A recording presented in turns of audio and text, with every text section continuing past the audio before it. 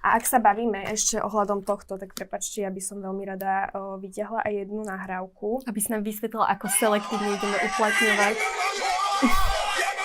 Aha, to je to známe video vlastne z tej Za ktoré sa Milan Mazurek tiež niekoľkokrát ospravedlnil. Dobre, tak okay, ako poznáme to video. Prepáčte, tak ja by som k tomuto ešte povedala jednu vec. Milan Mazurek, ktorý sa stáva do pozície, že ide zachrániť bielu rasu v Európe, si vybral ako svojho protivníka dieťa v kočíku.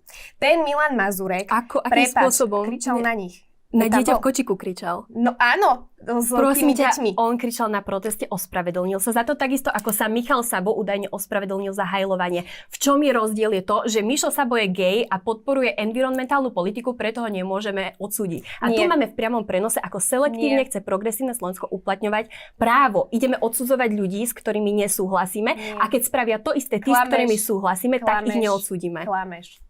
Dôležitý kontext, to som ti povedala hneď zo začiatku. A to je veľmi postavené na vode. Prestaň ma tu prerušovať, všetko je v poriadku, nemusíš mi tu štekať do ucha, všetko je v poriadku.